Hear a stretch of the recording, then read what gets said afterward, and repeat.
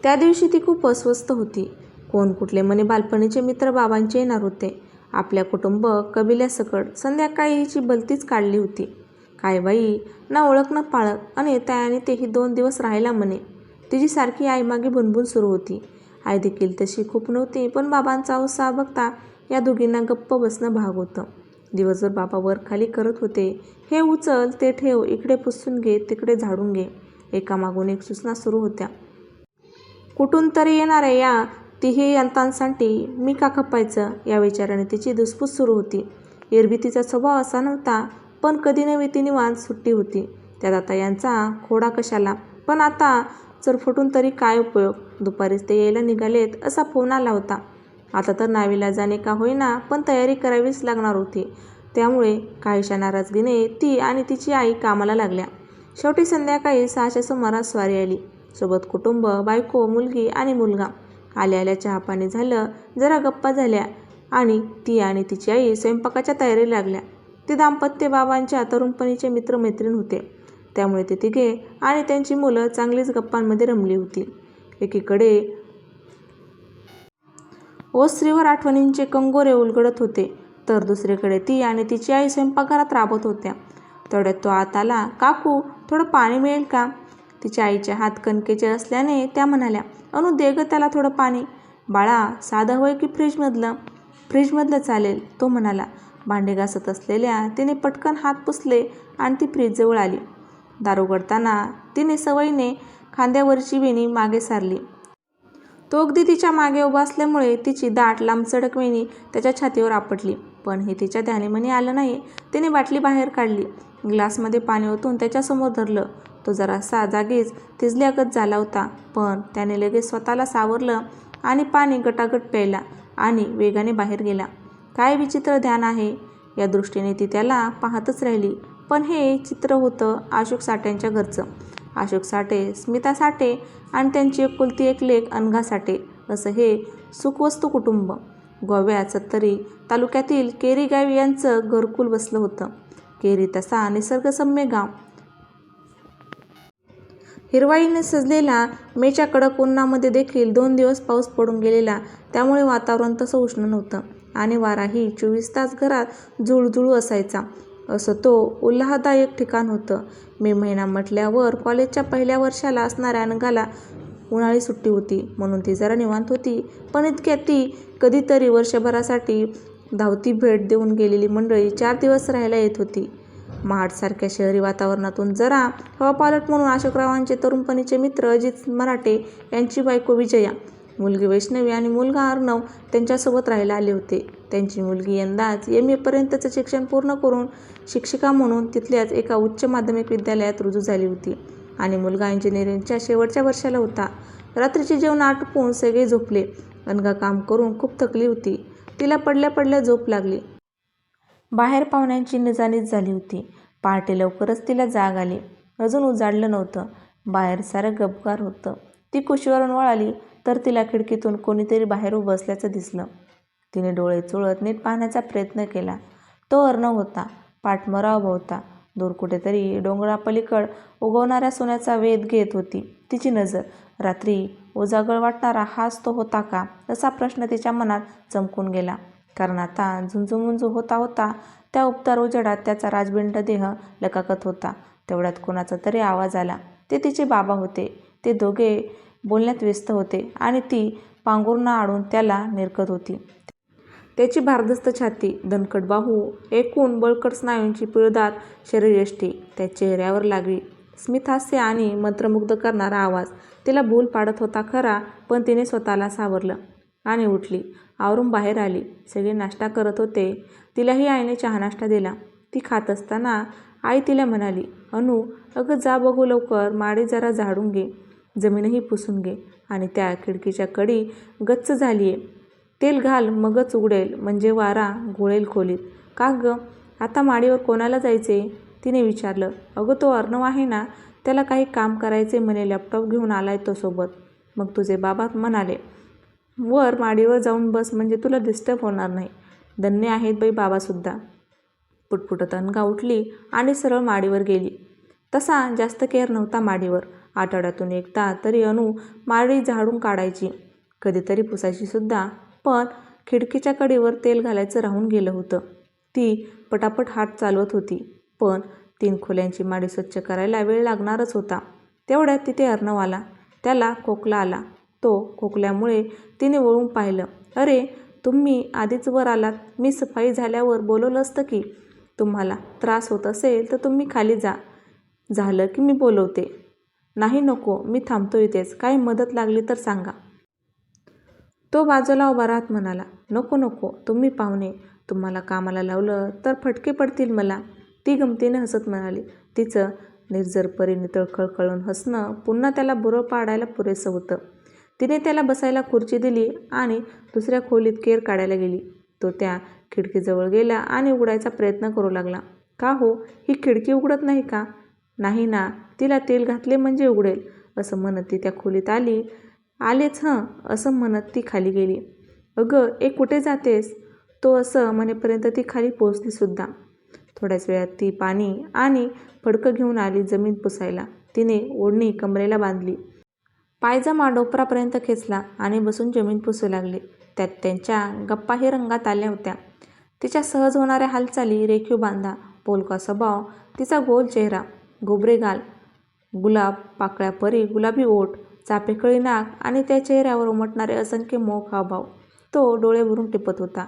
इतक्यात तिचा आंबाडा सुटला आणि तिचे काळेभोर केस तिच्या कमरेखाली घसरले. ओल्या जमिनीवर पडण्याआधी ती पटकन उठून उभी राहिली. तिचे हात चिखलाच्या पाण्याने ओले झाले होते. तरी काय करणार? केस बांधले नाहीत तर काम कसं उरकणार, म्हणून तसेच केस बांधणार होती. इतक्यात मागून तो आला. अगं थांब थांब, मी मदत करतो.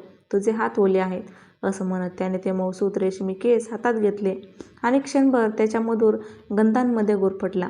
काय हो, बांधताय ना? तिच्या आवाजाने तो भानावर आला. हो हो, बांधतो ना. सॉरी हं, म्हणजे गडबडीत मी तुम्हाला तू म्हणालो. तो केस बांधत म्हणाला. सॉरी का? असू दे. तसंही मला पण ते विचित्रच वाटत होतं. तसंही मी तुमच्यापेक्षा लहान आहे, ती म्हणाली. हो का? पण कितीशी लहान आहेस? फक्त 2 वर्ष.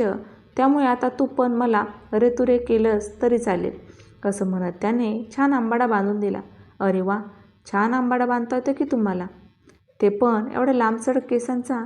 मला वाटलं इंजिनियर म्हणजे फक्त मशिनरीमध्येच रमतोस की काय, असं म्हणत तिने परत पुसायला सुरुवात केली. नाही ग, इंजिनियर असलं म्हणून काय झालं? मला नाटक, संगीत अशा सगळ्या कलांमध्ये रस आहे आणि त्याच्याचमुळे एका नाटकाच्या टीममध्ये असताना मी हेअर स्टायलिस्ट म्हणूनही काम केलं होतं. त्याचाच हा फायदा. अशा गप्पांमध्ये रमता रमता तिने 3ही खोल्या पुसल्या आणि जायला निघाली. जाता जाता म्हणाली. आता इंजिनियर साहेब, निवांत आपलं काम करा. कोणी येणार नाही तुम्हाला डिस्टर्ब करायला. अगं थांब, ती खिडकी राहिली ना, तेवढी उघडून दे. मगापासून प्रयत्न करतोय. हो हो, आलेच, थांबा. आतल्या खोलीत तेलाची बाटली असेल, असं म्हणत ती आत गेली. तेलाची बाटली घेऊन आली. पटकन कडीवर लावलं आणि जरा जोर दिला. तोच कडी पटकन उघडली. खिडकी उघडल्या उघडल्या मंद वाऱ्याच्या झुळूक तिच्या गालाला स्पर्शून गेली आणि खोलीत वारा खेळता झाला. त्या खिडकीच्या वर 2 लहान खिडक्या होत्या. त्यासुद्धा हल्लीच्या वर्षात उघडल्या नव्हत्या. त्या जरा उंचावर होत्या. तिथवर तिचा हात पोचत नव्हता, म्हणून तिने बाजूची खुर्ची घेतली आणि त्यावर उभी राहून ती त्या खिडक्या उघडण्याचा प्रयत्न करत होती. खाली जमीन ओली होती, त्यामुळे तिने थोडा जोर लावला असता खुर्ची जागेवरून सरटकली आणि ती जमिनीवर धाडदिशी आपटणार इतक्यात त्याने तिला अलगद फुलासारखं झेललं. तिचा कोमल देह त्याच्या दणकट बाहूंमध्ये विसावला होता. एकमेकांच्या स्पर्शाने दोघेही मोरले होते. दोघांची नजरानजर होताच दोघे भानावर आले. त्याने चटकन तिला खाली उतरवलं. तो गोरामोरा झाला होता. ती लाजून खाली गेली. तोही लगेच सावरून आपल्या कामात व्यस्त झाला. तीसुद्धा स्वयंपाकघरात आईला मदत करण्यात गुंतली. पण झाल्या प्रकाराने दोघांना एकमेकांच्या मनातलं गोडगुपीत न सांगताच उमगलं. आता त्याची कबुली द्यायची होती. त्याचीही संधी त्यांना लवकरच मिळणार होती. जेवण उरकल्यावर तिचे बाबा म्हणाले, संध्याकाळी नदीवर जाऊ फिरायला. होडी असली तर एक चक्कर आणीन म्हणाले. सगळं आटपून थोडा वेळ आराम करून ऊन जराशी कलल्यावर सगळे नदीच्या दिशेने निघाले. नदी तशी जास्त दूर नव्हती. फार फार तर 10 मिनिटं लागायची चालत आणि माडीहून तर नदीचं पात्र दिसायचं दूरवर. सगळे तिथे पोहोचले तेव्हा सुदैवाने एक होडी होती तिथे. तिच्या बाबांनी 2-2 जणांना बसवून नदीतून चक्कर मारून आणली. नौकाविहाराचा मनमुराद आनंद घेतला आणि सगळे परतीच्या वाटेला लागले. तोच त्याने फोटोग्राफीसाठी थांबतो असं सांगितलं. तिच्या बाबांनी तिला त्याच्यासोबत राहून सगळा सभोवताल फिरायला सांगितलं. तिच्याही ती गोष्ट प्रश्नी पडली. नदीकिनारी पडक्या किल्ल्याचे अवशेष होते. काही 4-2 भिंती साबूत होत्या. सगळे गेल्यावर ते दोघे आत गेले. आत तिथं त्या दोघांशिवाय कोणीच नव्हतं. हे ध्यानी घेऊन ती त्याला घट्ट बिलगली. त्याने तिच्या भोवती आपले बहुपाश अलगद अडकवले. एकमेकांच्या मिठीत त्यांनी आपल्या प्रेमाची कबुली दिली. त्यानंतर सगळा भोवताल फिरले, फोटो काढले आणि सांज सरता सरता भावी आयुष्याची गोड स्वप्न रंगवत घरी परतले. आणि काही घडलं नाही असं भासवत दोघे आपापल्या कामात गुंतले. रात्रीचे जेवण झाल्यावर अनु आणि वैष्णवी गप्पा मारत बसल्या होत्या. तोच आईने हाक मारली तशी ती आत गेली. मागोमाग वैष्णवीसुद्धा आत आली. अनु, अर्णव माडीवर झोपायचं म्हणतोय, त्याला अंथरूण देऊन ये. तिने होकारार्थी मान डोलवली आणि अंथरूण द्यायला आतल्या खोलीत गेली. अंथरूण घेऊन ती माडीवर आली तेव्हा तो कुठे दिसला नाही. ती हाक मारणार इतक्यात त्याने मागून तिला घट्ट मिठी मारली. काय हे? माझ्या जागी दुसरं कोणी असतं तर? दुसरं कोणी कसं असेल? आले तेव्हापासून घरभर तुझ्या पैंजणाची रुंजून ऐकतोय. जिन्यातून तुझ्या पैंजणाची रुंजून तो येण्याचा निरोप घेऊन आली होती. मग मी चुकणार कसा सांग? तिने अलगट मिठी सोडवली आणि अंथरूण अंतरायला लागली. ती झाल्यावर अनु जायला वळाली. अनु, उद्या निघतोय आम्ही. आजची शेवटची रात्र. तेव्हा रात्री इथे ये, मी वाट पाहीन. तिने एक वार त्याला वळून पाहिलं आणि खाली निघून गेली. रात्री उशीरपर्यंत सगळ्यांची निजानीत झाल्यानंतर ती हळूच उठून माडीवर गेली. तो वाट पाहत होता. त्याने दरवाजा लावला. दोघे खिडकीजवळ बसले. खिडकीतून मंद वाऱ्याच्या झुळका येत होत्या. दूरवर चंद्रप्रकाशात नदीच्या पात्राचं पाणी चमकत होतं. त्याचा हात हातात घेऊन त्याच्या खांद्यावर डोकं ठेवून ती विसावली होती. उद्या निघणार ना? आता पुन्हा भेट कधी? ती खोल स्वरात विचारत होती. ए वेडूबाई, रडतेस काय? मी कुठं बाहेरदेशी चाललोय? हां, थोडा दूर आहे आता, पण वेळ काढून येत जाईन ना नक्की. नको काळजी करू. त्याने तिची समजूत घातली. हुंकार देऊन ती तशीच बसून राहिली.